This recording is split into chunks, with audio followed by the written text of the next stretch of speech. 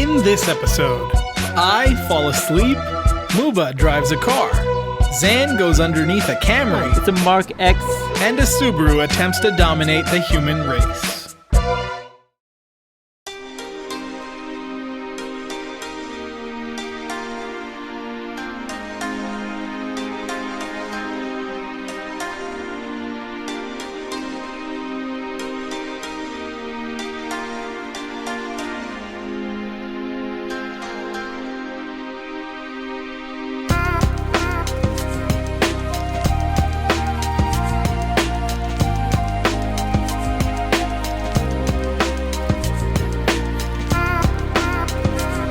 Alright, we are here, Tokyo Big Sight, at the Tokyo Motor Show. It's a big thing. We also have umbrellas because it's raining, so. Into the belly of the beast. The line going into the Toyota Hall was seriously hectic. Journalists from all over the world were here to see what Toyota had to offer. We took our places in line looking real professional with our awesome press passes courtesy of SupraMKV.com. Little did anyone know, we were just a couple of hacks making videos for YouTube. We grabbed the free swag and made our way into the huddled masses of journalists. We were told to adjust our white balance, among other things. We didn't. We didn't. On stage were a few cars that were covered by white cloth. So, it looks like on stage we have a Prius of some sort, maybe. Wait, it doesn't look like a Supra, do you? Hoping for a Steve Jobs one more thing moment, we stuck it out.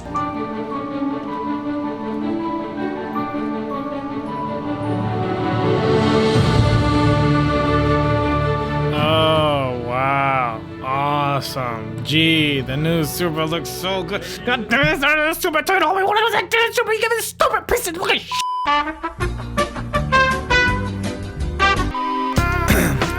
I'm sorry. I'm just the. That broke our hearts a couple months back, and then Toyota broke our hearts Just now. just now over there. So, Yeah, there was no Supra. No passing mention, no video teaser, and even when we asked some official-looking Toyota people, they acted like it didn't even exist.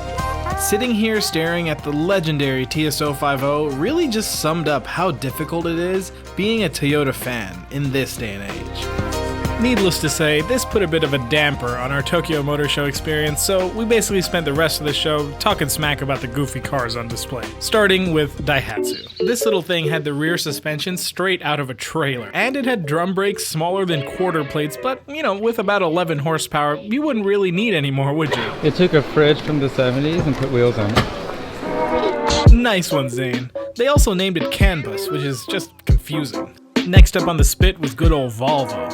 the Chinese have found another way to pretend to be Swedes and to also create another car that will completely bankrupt you out of warranty. Speaking of post-warranty failures, here's Porsche, and I can't help but hate on the Panamera. It's still super ugly, so... In the pursuit of perfection, we of course had to throw some shade towards good old Lexus. So you can see they put some carbon fiber on this RCF, so the weight went down from maybe 4,050 to... I think maybe what? 4,040? 4,039? I would give them a little credit. 4,039. That's pretty good. Lightweight Lexus, you're doing a great job. RCF. Thankfully, Lexus redeemed themselves by sticking LEDs all over the LS and calling it the Plus. Not like anyone wanted to see an LCF or anything like that. Ah, and how can we forget about the Volkswagen Buzz? Excellent targeted marketing in my opinion because it just looks like a VW bus after dropping acid. Please come to the castle. I have baked a cake. Oh, and then we went to Nissan. What the future of Nissan intelligent mobility will sound like. Nowadays, the only good Nissans come from France. These Renaults actually looked kinda cool, but we don't get them in the States, so... Next up was Subaru, and they really blew the budget on this one.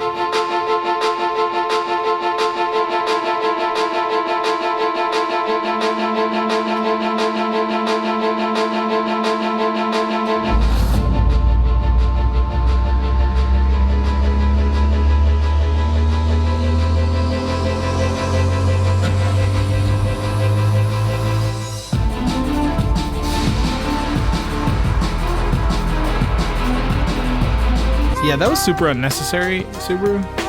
The Visiv concept itself was pretty cool, a little overstyled, but as long as this means a new WRX refresh sometime soon, I think we're all happy. Here's something we'll never get in the States. It says STI on it. STI. Well, you can put the badge on. You can always put the badge on. Please don't just put the badge on.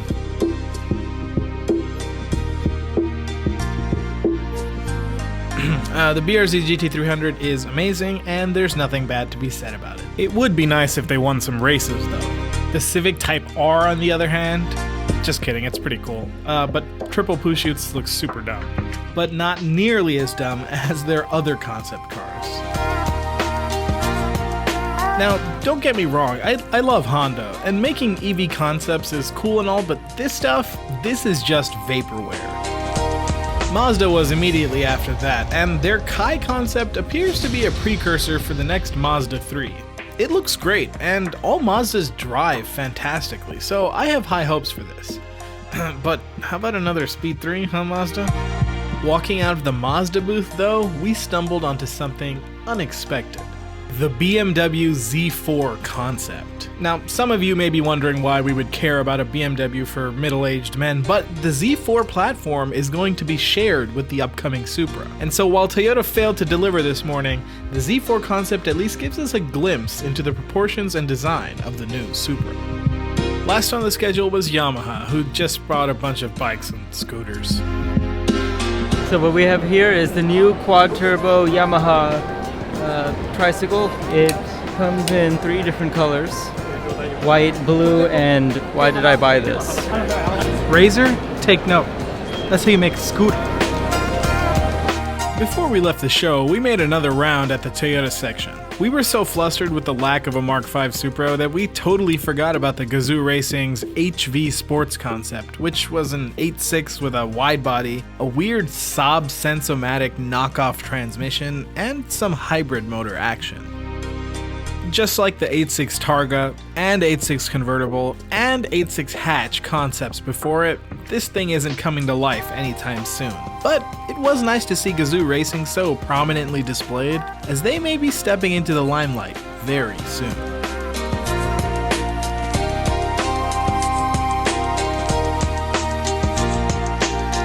After saying goodbye to our beloved Toyota race cars, we jumped on the train to get some traditional Japanese barbecue.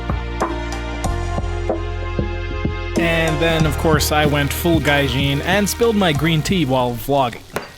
Oh, God damn it, son of a bitch. But no matter, this was our last day in Japan, and we were going to enjoy it. Muba told us he had rented a sick right-hand drive JDM Legend so we could tear up the streets of Tokyo. Yeah, he got a Camry. Yo, we just picked up this sick rental car. About to take it out for a spin. Pretty sweet tip. Wait, hey, Zen, you alright? Oh yeah, I'm good. What are you doing? Just dropping this exhaust real quick. We're straight piping, bro. You're dropping the exhaust on our rental car? Yeah, dude, they got this cat on quick disconnects. Dude, this is a Camry, man. What are you gonna do with this straight pipe? It's a Mark X. It gets a WD-40. This hanger's like just freaking stuck, man. I don't know if they have that in Japan. I think they use fish oil. You use some fish oil on this? I think that's really racist. All right, I'm just gonna go back inside now. You go ahead. Yep. Okay. Okay. Straight terrifying. This is pretty terrifying. Okay. Take it a little wider than. We are Gaijin. Museum to Gaijin. We don't know what we're doing.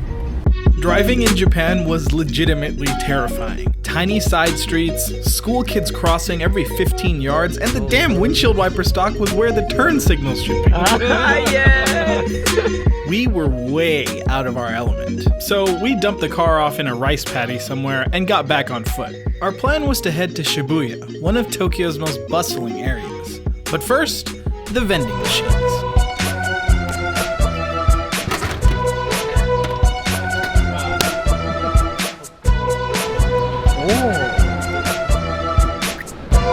Wow. Yeah. This is really good. Hey, don't drink it all. I want some. After a quick train ride, we finally arrived at the legendary Shibuya crossing. We paid our respects to Han and then went headfirst into the manic crowd.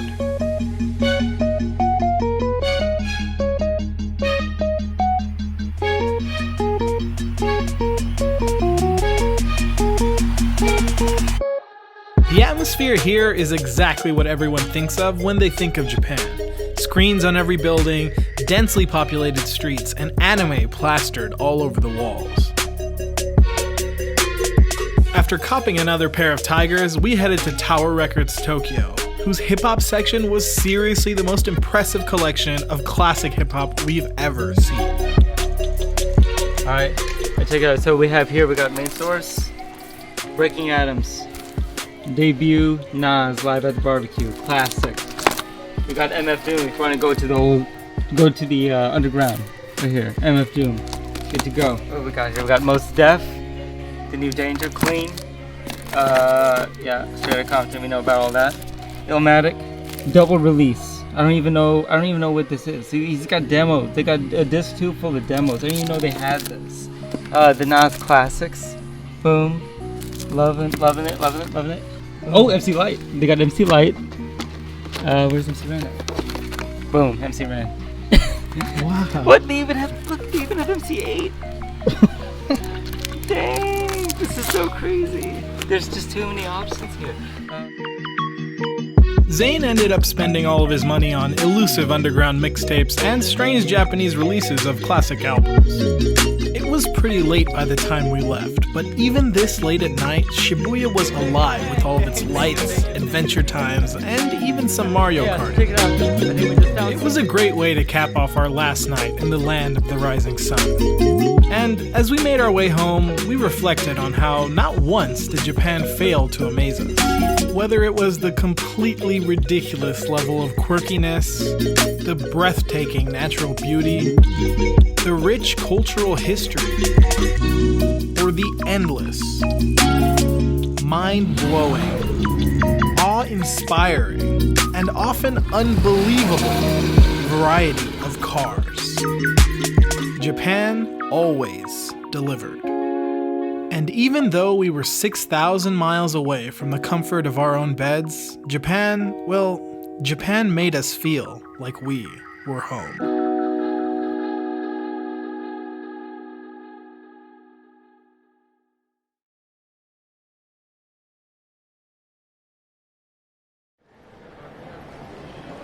So, Zen, where to next? You ever been to China? China? Yeah. No? I think. Wait. What?